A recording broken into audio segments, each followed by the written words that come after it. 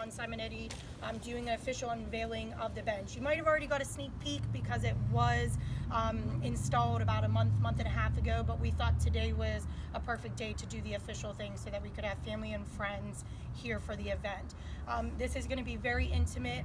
What we're going to do is kind of John give the story, because there is definitely a story behind this bench. It is a year in the making.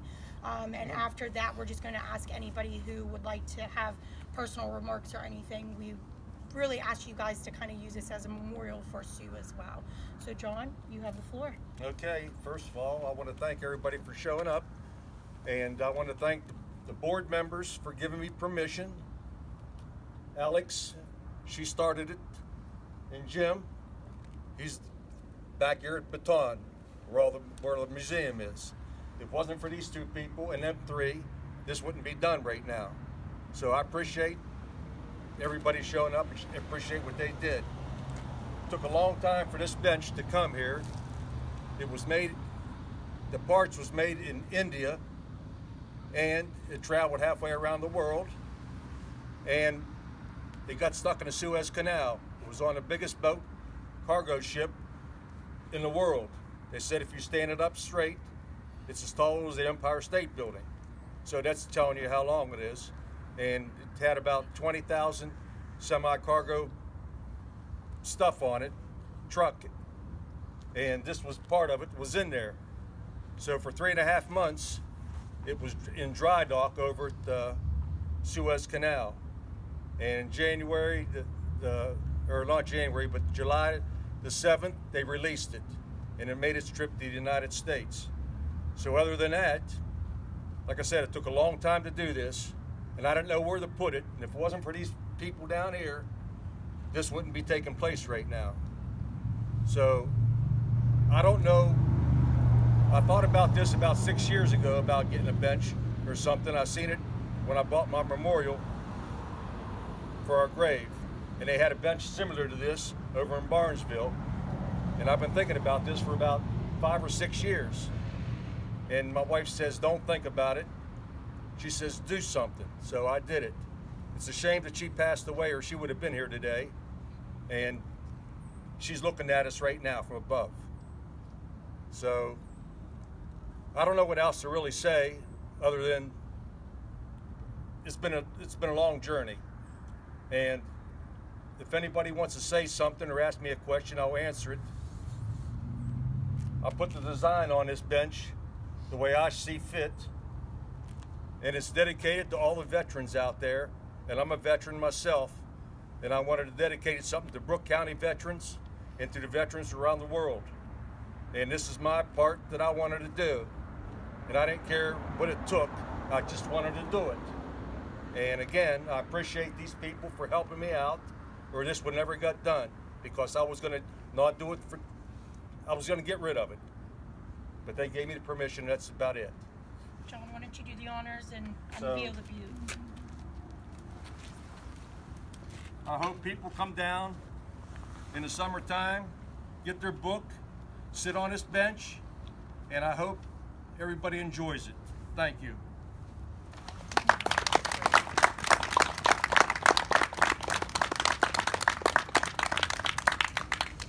And again, I'm glad everybody showed up. So, Kim, you want to say something? This is my daughter, Kim, and she had something she wanted to say, so I'm just going to let her say what she wants to say. With it being Veterans Day, I kind of sat back and I reflected. Today's also my mom's birthday, so this is very fitting for me and for my dad. But when I think of Veterans Day, what comes to mind is the freedom. These young women and men have fought for our freedom. Some gave all. For that I'm forever grateful. And some come home broken, and it saddens me. It didn't matter whether we were Democrat or Republican, whatever. It was all about our freedoms. My dad, being a veteran, he wanted to give back in some small way. And him and my mom together donated this beautiful bench to the Brooke County Library on this special day, because to Veterans Day and what it it is also my mom's birthday. Unfortunately, she never got to see the finished project. As for now, you know, she is looking now and is very proud of my dad. Very proud. I'm very proud to be their daughter and learned a lot. So I thank you to all the veterans. Please come, sit, enjoy, and reflect.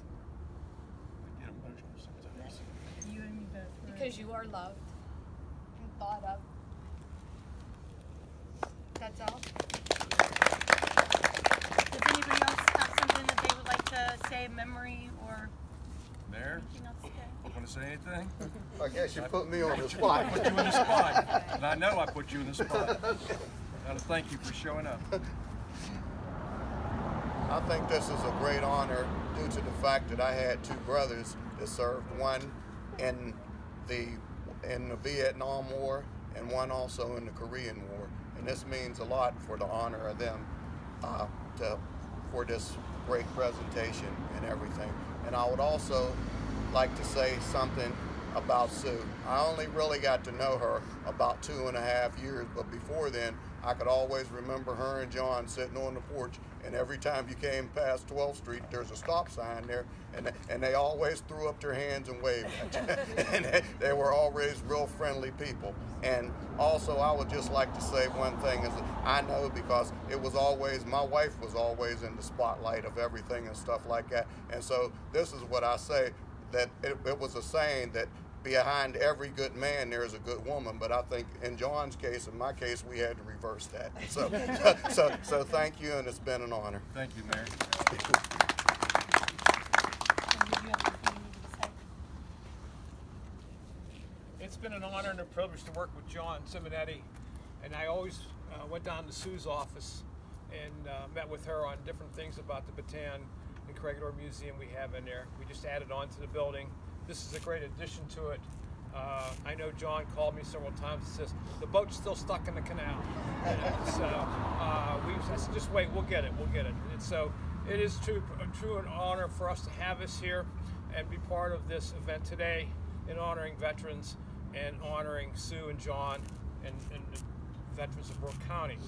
I would like to invite you into the museum today to see the museum and the new addition that we have on the back of the building with all the things relating to Bataan and Corregidor and the local veterans of Brooke County.